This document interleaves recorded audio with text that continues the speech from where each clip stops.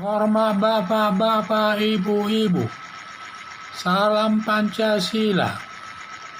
Bapak-bapak, ibu-ibu yang melihat video saya ini, tolong jangan lupa subscribe, like, dan di-share.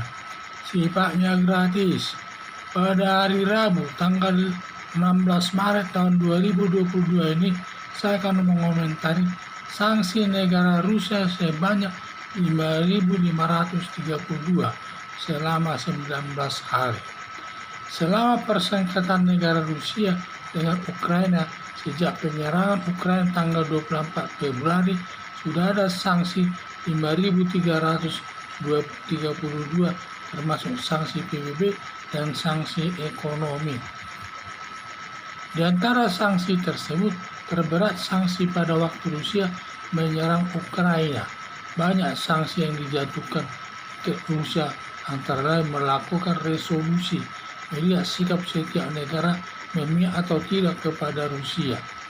Ada 141 negara tidak setuju penyerangan, ada 31 negara abstain, ada 5 negara tidak setuju.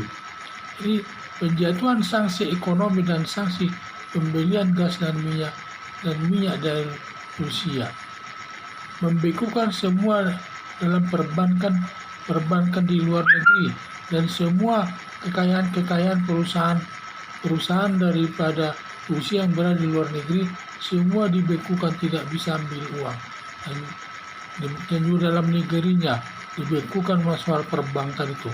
Jadi masyarakat pun tidak bisa mengambil kartu kreditnya.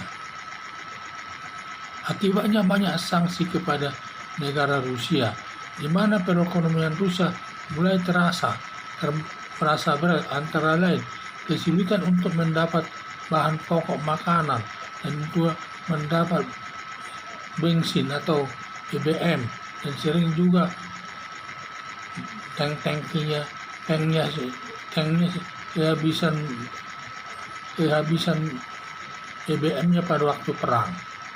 Kesulitan untuk mendapatkan makanan sehingga banyak melakukan militernya itu pada waktu berperang lari dari medan perang. Dalam sanksi paling banyak kepada dulunya negara Iran, dan sekarang terbanyak sanksi kepada negara Rusia yang mencapai 5.532 sanksi. Harapan saya kedua negara Rusia dengan negara Ukraina mengakhiri perang, sama-sama hancur. Kalah pun hancur, menang juga hancur. Jadi tidak ada gunanya, sama-sama hancur dari segi ekonomi dan pembangunan. Ditambah lagi memperbaiki kondisi perang banyak memakan biaya. Hanya mengakhiri, dan makanya supaya semua perang tersebut diakhiri. Perang Rusia dengan Ukraina, semua dunia terkena dampaknya, khusus negara Indonesia. Dampaknya terganggu mengimpor terigu dari negara Ukraina, padahal negara Indonesia sangat banyak membutuhkan terigu tersebut untuk kehidupan sehari-hari, terutama dalam membuat makanan roti. Dan juga berdampak ke minyak goreng, hilang dari pasaran. Diduga produsen langsung mengekspor ke negara Eropa yang hanya lebih tinggi dengan rakyat Indonesia. Ditambah daya beli masyarakat Eropa lebih baik. Semua dilakukan produsen minyak goreng untuk mencari keuntungan yang lebih besar. Itulah yang saya lihat dalam hal ini. Jadi di mana sanksi-sanksi yang di mana PBB telah negara Rusia setelah menyerang daripada negara Ukraina telah mendapat sanksi sampai 5.532 sanksi. Sanksi ini cukup berat. Macam-macam sanksinya. Ada resolusi PBB yang menyatakan soal siapa yang berpihak dan soal perang Rusia. Ada 141 negara tidak setuju perang, sedangkan 31 negara ada yang bilang abstain, ada 5 negara yang bilang tidak setuju. Jadilah saya lihat masalah ini. Akibatnya banyak juga sanksi-sanksi ekonomi, terutama sanksi ekonomi di mana semua perekonomian Rusia yang berada di Eropa dibekukan semua. Mengambil uangnya pun tidak bisa, dan lain tidak bisa. Di dalam negeri pun mereka sangat kesulitan. Bank juga tidak bisa kita mengambil uang dari bank. sudah dibekukan semua uangnya tersebut. Itu banyak sekali sanksinya yang ke negara Rusia ini.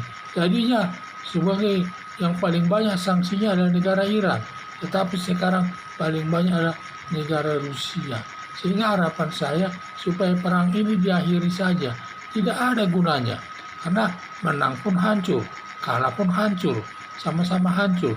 Apalagi nanti ekonomi, kedua-duanya kesulitan ekonomi, mencari bahan makanan pun sulit di tengah-tengah masyarakat, apalagi mencari bahan bakar mengalami kesulitan, dan semua mengalami kesulitan karena dalam keadaan perang tersebut. Makanya harapan saya supaya diakhiri perang tersebut, karena kalau nanti perang itu reda, tidak ada hilang, akan terjadi nanti perbaikan perekonomian negara di seluruh dunia akan membaik, termasuk di negara Indonesia nanti akan membaik perekonomian tersebut. Tidak selamanya sampai minyak goreng pun hilang dari pasaran, sehingga karena banyak hilang minyak goreng, akhirnya harga pun dipermainkan oleh kelompok-kelompok tertentu. Apalagi ada ibas itu mengambil menimbun barang minyak goreng itu sampai 16.000 liter. Ditambah lagi ada juga PA212 menimbun barang sampai 2.500 liter minyak goreng tersebut.